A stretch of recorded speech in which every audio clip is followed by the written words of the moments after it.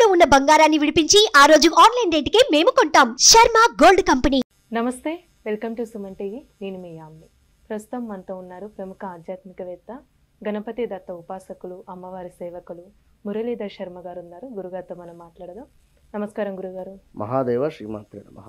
గురుగారు, ఈ క్రోధీనామ సంవత్సరంలో అసలు వృషభ రాశి వారికి అంటే ఏ విధంగా ఉంటుంది, అలానే ఈ రాశి వారికి సంబంధించి ఆదాయం కానీ వ్యయం, రాజపూజ్యం, అవమానం గురించి తెలియజేయండి.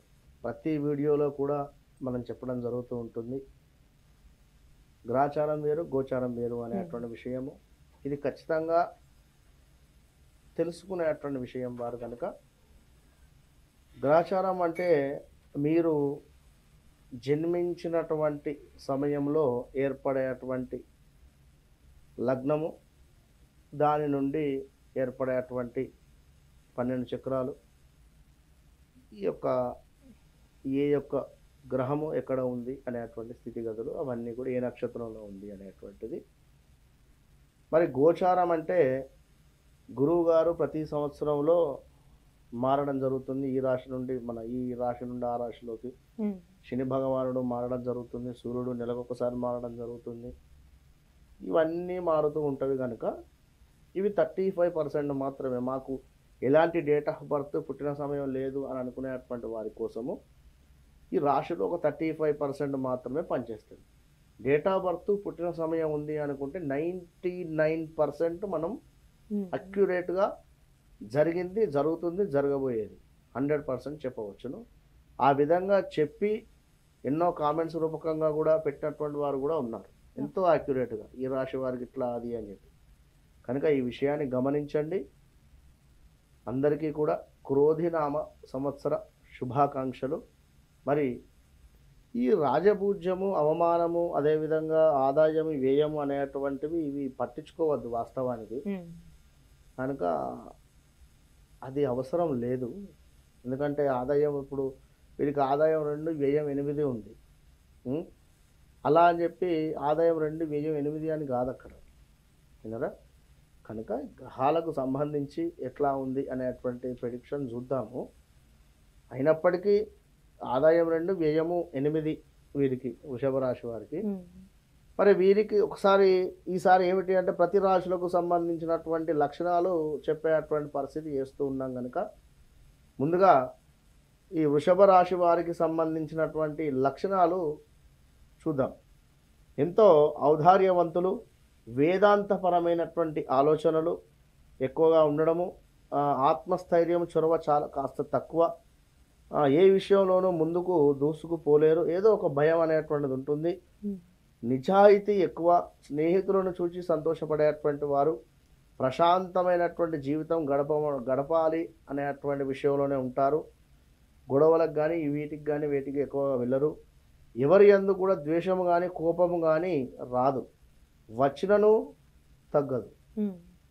స్నేహితులను, బంధువులకు సహాయం చేస్తూ ఉంటారు. మనసు న్యాయబద్ధము, ధర్మ మార్గము, దయా స్వభావము కలిగి ఉంటారు. సుకుమారమైనటువంటి స్వభావము, సున్నితమైనటువంటి ప్రవర్తన, ఇతరుల మనస్సును కష్టపెట్టకుండా క్రమశిక్షణ, బంధుమిత్రుల సహకార, సంపద, నమస్కారంతో వీరు ముందుకు వెళ్ళేటువంటి పరిస్థితి ఉంటుంది. ఎంతున్నప్పటికీ కూడా కాస్త వృషభ రాశి వారు నోరు అనేటువంటిది అదుపులో పెట్టుకుంటేనే మంచి ఫలితం ఉంటుంది. కాస్త ఎక్కువ కూడా బాధించొద్దు. కనుక వీరి యొక్క లక్షణాలు ఈ విధంగా ఉంటాయి. మరి వీరికి సంబంధించింది ఏమిటి అంటే వీరికి 10వ స్థానంలో శని ఉండడం చేత జన్మరాశిలోనే ఈ యొక్క గురువు ఉండడం వలన, 11వ స్థానంలో రాహు ఉండడం వలన అంచనాలకు మించినటువంటి ఆదాయము వీరికి రావడం జరుగుతున్నది. కొంచెం జాబ్ రిలేటెడ్ ఇష్యూస్ అయితే గోచరిస్తున్నాయి. ఎవరికి? వృషభ రాశి వారికి జాగ్రత్తగా ఉండండి. ఇక ప్రారంభించిన కొత్త పనులు కానీ ఏమైనా కూడా చక్కగా వ్యాపారమందు మంచి లాభాలు, గృహమందు వివాహాది శుభకార్యాలు చేయడము, నూతన వస్తువులు, భూమి కావచ్చును, బంగారం కావచ్చును, ఆభరణాలు, వాహనాలు కొనుగోలు చేసేటువంటి పరిస్థితి ఈ సంవత్సరంలో ఉందండి వాళ్ళకి. వాహనాలు, నూనె, సిమెంటు, ఇనుము రంగాల వారికి విశేషించి లాభాలు గోచరిస్తూ ఉన్నాయి. విందు భోజనములు, సంఘమునందు గౌరవము. ఇప్పుడు విందు భోజనాలు అంటే ఇక్కడ గృహప్రవేశం కావచ్చును, లేదా వివాహం కావచ్చును, ఇంకేవైనా ఇంట్లో ఫంక్షన్ జరిగేటువంటి ఏ సందర్భం, కార్యక్రమం ఏ కార్యక్రమం, నలుగురు కూర్చొని భోజనాలు ఇలా. ఇంకా గౌరవము కలుగుట ఏది సంఘమునందు చక్కగా కూడా వచ్చే సొమ్ము అంటే బయట నుండి ఏమైనా మనీ రావాలి అనుకుంటే అది రావడము, మెడిసిన్ విద్యార్థులకు మంచి ర్యాంకులు వచ్చుట, పై చదువులకు విదేశాలకు వెళ్ళాలి అని అనుకునేటువంటి వారికి ఇది అద్భుతమైనటువంటి అవకాశము. ఇంటి యందు అందరికీ కూడా ఆరోగ్యము, మనస్సునందు పై చదువులకు విదేశాలకు వెళ్ళేటువంటి పరిస్థితి, అక్క చెల్లెలతో కానీ అన్నదమ్ములతో కానీ కాస్త గొడవలు ఉన్నా కూడా సద్దుమణిగేటువంటి పరిస్థితి, ఇంటి యందు చక్కగా ఒక పండుగ వాతావరణంగా ఉండేటువంటి పరిస్థితి గోచరిస్తూ ఉంది. ధన ధాన్య లాభాలు, దాన ధర్మాలు చేయుట, ఉద్యోగస్తులకు మంచి ఉద్యోగము, స్థాన చలనం ఉంది ఇక్కడ. ఎందుకంటే 10వ స్థానములో శని ఉండి వీరి 12వ ఇంటిని చూస్తూ ఉన్నాడు. ఇక్కడ 10 యాక్టివేషన్లో ఉంది, ఇక్కడ 12th కూడా యాక్టివేషన్లో ఉంది కనుక కాస్త మనీ రిలేటెడ్ ఖర్చులు కూడా ఉంటాయి ఇంట్లో, ఎవరికైనా మీకైనా ఎవరికైనా కూడా ఉంటాయి అనేటువంటి విషయాన్ని గమనించుకోండి. స్థానచలనం అయితే ఉంది.